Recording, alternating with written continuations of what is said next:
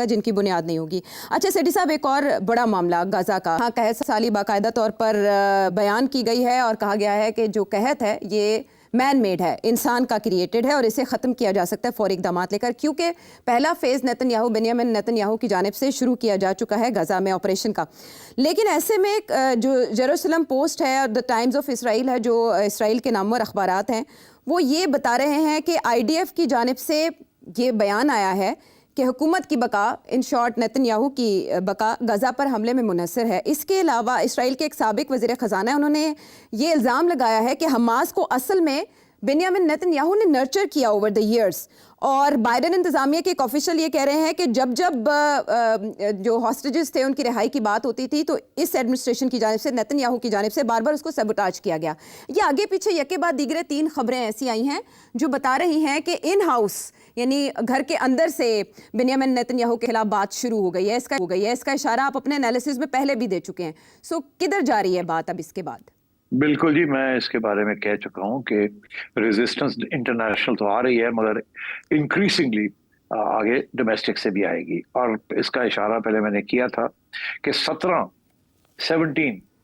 X high people, cabinet members या फौज के लोग ने ऑलरेडी एक डॉक्यूमेंट साइन किया है जिसमें उन्होंने एतराज किया है ऑन नेतन्याहू's एंटी पैलेस्टाइन पॉलिसीज और समझाने की कोशिश की है कि बस करो, ये जो तुम कर रहे हो ये इसके साथ इजराइल की जो पोजीशन है वो कमजोर हो रही है, स्ट्रांग नहीं हो रही। तो वो तो रेजिस्टेंस है वहाँ, और जो ऑपोजिशन है वो तो खैर वैसे कर ही रही है और इंटरनेशनल कम्युनिटी भी कर रही है। अब वो देख रहे हैं सितंबर के अंदर जब जनरल असेंबली सेशन होगा तो कंट्रीज लाइक फ्रांस, कनाडा, इन लोगों ने तो ऑलरेडी कह दिया है कि जी हम we are going to end up recognising Palestine अगर आप बंद नहीं करेंगे। और वो बंद क्या कर रहा है, वो तो और बढ़ रहा है, वो सीज फायर की तरफ से जा ही नहीं रहा। वो तो अब अपनी फौज, रिजर्विस्ट, उसने 60,000 रिजर्विस्ट कॉल कर लिए और वो तो पूरा गाजा को टेक ओवर करने लगा है। और वहां 1 मिलियन के करीब 8 लाख से 10 लाख पैलेस्टीनियंस को पुश करके आउट ऑफ गाजा उनको ऊपर भेजना चाह रहा है। तो मतलब है कि वो तो इट्स टेरेबल। अभी लोग बातें कर रहे हैं, वो कह रहे हैं कि 37 से 40% जो कैजुअलिटीज हुई हैं वो बच्चे मारे गए हैं। It's unbelievable. ये तो जेनोसाइड है ना, तो इससे कम तो ये बात नहीं है। और ये भी मैं आपको बता दूं, ये जो लफ्ज है ना जेनोसाइड, ये पहले इस्तेमाल किया जाता था for tribal eliminations campaigns in Africa and elsewhere. और यहूदियों ने अपने बारे में ये कहा था कि हिटलर ने जेनोसाइड कमिट की थी। अब सारी दुनिया जो है ना वो कह रही है इसराइल जेनोसाइड कर रहा है। तो ये एक बड़ी नई डेवलपमेंट है। अब बच्चे को इस लफ्ज की समझ आ गई जेनोसाइड का मतलब क्या है। And so therefore I think ये इसराइल के गले पड़ रही है ये बात। और अब ये जो इसराइल नया इक़दाम करने लगा है, नए कदम उठाने लगा है, ये इसके ऊपर काफी बैकफायरिंग भी होगी। और मैं समझता हूँ इंटरनल रेजिस्टेंस भी नेतन्याहू के खिलाफ पड़ जाएगी। ट्रंप के लिए प्रॉब्लम बन जाएगा कि अगर उसने फिर फौज भेज दी, फौज तो है वहां मगर और फौज पे और अटैक कर दिया और सब लोगों को हटाना शुरू कर दिया तो और लोग मारे जाएंगे, पहली बात। दूसरी बात, ये जो इल्जाम लगा है कि जी नेतन्याहू ने पाला है हमास को, यही इल्जाम है ना जी। अच्छा, ये बात ये है कि ये बिल्कुल सही है, ये कोई पहली दफा नहीं है, ये तो पहले एस्टेब्लिश हो चुका है कि नेतन्याहू की पॉलिसी यही रही है कि कतर के जरिए कतर को पैसे देते थे फॉर नेगोशिएशंस, मगर एक्चुअली आइडिया ये था कि कतर आगे हमास को दे, क्योंकि जब तक हमास है उस वक्त तक नेतन्याहू को अपनी लेजिटिमेसी, अपने आप को रेलेवेंट रखने का एक एक्सक्यूज मिल जाता है। तो वो उसने बहुत किया है। और फिर मैं आपसे ये कह रहा हूँ, ये हमास इतना स्ट्रांग हो गया जो ये कैसे हुआ, और इसी वजह से हुआ कि नेतन्याहू को एक दुश्मन चाहिए था तकड़ा, जिसको वो मार के और अपनी अहमियत बनाता। और इसीलिए ये कोई आज की बात नहीं है, ये पुरानी बात है कि बहुत से जो फंडिंग हुई है हमास की इनडायरेक्टली वाया कतर हुई है, एंड उसमें इजराइल दैट, पहली बात। दूसरी बात, मैंने पहले ही ये कहा था जब ये हमास की तरफ से अटैक हुई कि ये हमास की जो अटैक थी इसको कम से कम 1 साल लग गया होगा प्लानिंग के अंदर। इतनी कॉम्प्रिहेंसिव ये प्लानिंग हुई थी कि ऑल लैंड, सी, एयर, हर जगह से अटैक हुई थी। तो क्या इसराइल को नहीं पता था? कहते हैं इंटेलिजेंस फेलियर था। इंटेलिजेंस फेलियर नहीं था, इसराइल को पता था। Israel new everything. Israel encourage कर रहा था कि करो, ताकि हम फिर अपना जो करना चाहते हैं हम कर लें। ये इसी किस्म की बात है जैसे सद्दाम हुसैन के खिलाफ जॉर्ज बुश और टोनी ब्लेयर ने ये अनाउंस किया कि जी उसके पास वेपन्स ऑफ मैस डिस्ट्रक्शन है, और कह के और फिर चढ़ाई कर दी, और बाद में पता चला कि वेपन्स ऑफ मैस डिस्ट्रक्शन थे ही नहीं। और अब टोनी ब्लेयर कहता है हाँ हमारी इंटेलिजेंस ठीक नहीं थी, हमें हमारा ख्याल था। तो मतलब ये उसी किस्म की बात है कि पहले एक चीज को खड़ा किया जाए अपने खिलाफ, फिर उनको हथियार दिए जाए, फिर जब वो आपके खिलाफ थोड़ी बहुत रेजिस्टेंस कर सके तो फिर आप उनको उड़ा के रख दें और कहें जी देखें हमने कितना जबरदस्त काम किया है, और अपनी लेजिटिमेसी को कायम करें। तो ये जो इल्जाम लग रहा है ये बिल्कुल 100% सही है, 100%। मगर इसमें जो प्रॉब्लम आती है वो ये आती है कि जब आप ऐसा काम करते हैं ना, तो वो जो जिनको आपने सपोर्ट किया होता है वो फिर थोड़ी बहुत आपके हाथ से निकल जाती है, वो अपनी एक जिंदगी उनकी अपनी बन जाती है, एक रेज ऑन डेथ उनका अपना बन जाता है, वो फिर हाँ फिर वो आपकी बात नहीं सुनते।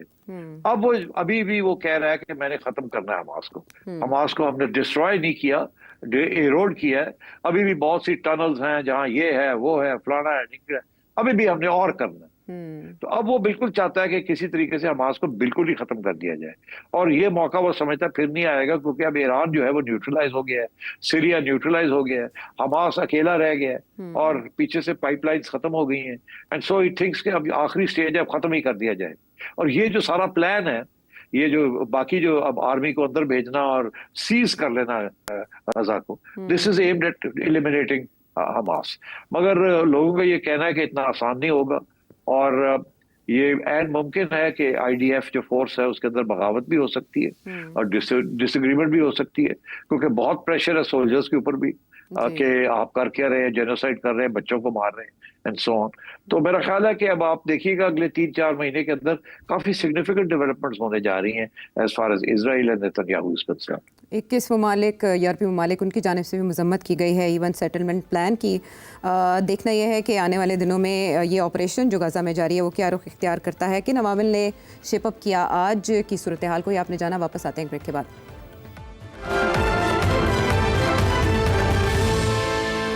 शो में साथ देने का शुक्रिया। कल नए सूबों के हवाले से जो फार्मूला चल रहा है उस पर बात हुई तो जिक्र 18वीं तरमीम और एनएफसी अवार्ड का भी आया, और उस पर सेठी साहब फौरी पेशरफ्त हमने देखी कि सरदारी ने नए एनएफसी अवार्ड के लिए 11वां कौमी मालियाती कमीशन तश्कील दे दी है, जिसको वज़ीर ख़जाना लीड करने जा रहे हैं। मीटिंग की कोई डेट सामने नहीं आई, लेकिन जब भी ये मीटिंग होगी तो आपके ख्याल में क्या इशूज़ डिस्कस होंगे और क्या आउटकम होगा?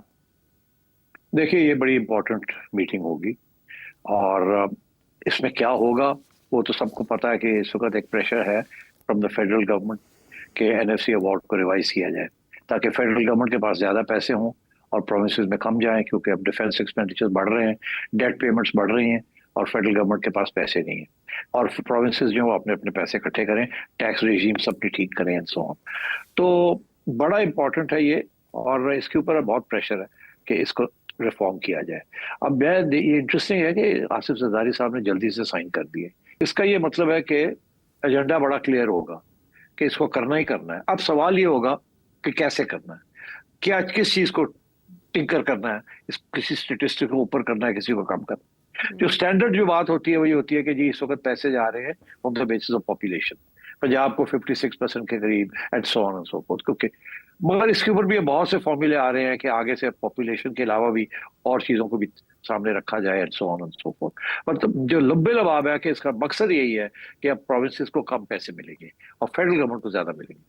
तो मैं समझता हूँ इसमें दो चीजें देखने वाली हैं। एक तो ये कि जो मेंबर्स नॉमिनेट हो रहे हैं, एक तो फाइनेंस मिनिस्टर्स होते हैं चारों, मगर उनके साथ एक एक टेक्निकल मेंबर भी होता है। इंपॉर्टेंट बात ये देखना है कि वो टेक्निकल मेंबर किसको साथ रख रहे हैं, बिकॉज वो टेक्निकल मेंबर होता है जो फाइनेंस मिनिस्टर की बात को सपोर्ट करता है और वजन डालता है, और डेटा को जो है ना वो उसके ऊपर बहस करता है, बिकॉज उसके पास सारा डिटेल्स होती है। तो इसमें मैंने देखा है कि पंजाब की तरफ से जिसको नॉमिनेट किया गया वो है नासिर खोसा साहब।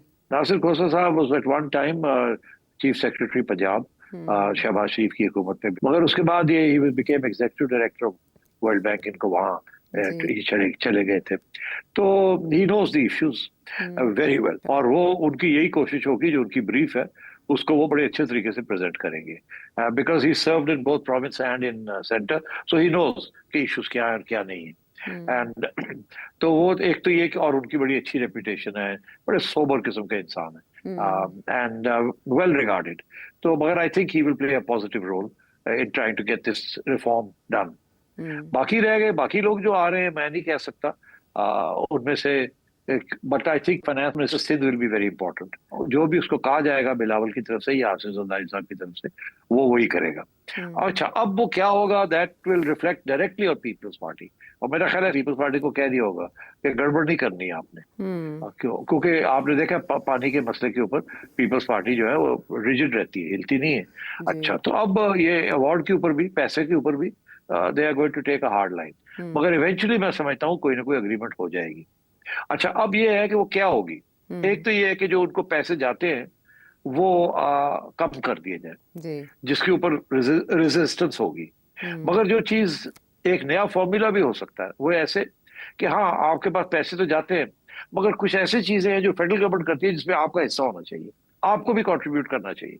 तो एक हाथ से पैसे चले जाएंगे और दूसरे हाथ से प्रोविंसेस से कुछ पैसे ले लिए जाएंगे। फॉर एग्जांपल डिफेंस हो गया, या और भी बहुत सी चीजें हैं, मेजर प्रोजेक्ट्स हैं, हाइड्रो इलेक्ट्रिक प्रोजेक्ट्स हैं या एटसेट्रा, जो कि नेशनल लेवल के हैं। वो कहेंगे जी इसके अंदर भी आप कंट्रीब्यूट करें। अब जो सड़कें बनती हैं, हाईवेज बनते हैं प्रोविंसेस के अंदर, जो फेडरल गवर्नमेंट दे पैसे पीएसडीपी में डालती है, वो कहेंगे जी इसमें आप भी कंट्रीब्यूट करें। तो एक हाथ में वो दे देंगे ताकि इसको कोई डिस्टर्बेंस ना हो, दूसरी तरफ ये प्रोविंसेस को कह सकते हैं कि अब आप थोड़े से पैसे वापस करें हमें, ये जो प्रोजेक्ट्स हैं इसके अंदर हामी बने आप, बिकॉज ये आपके काम के हैं।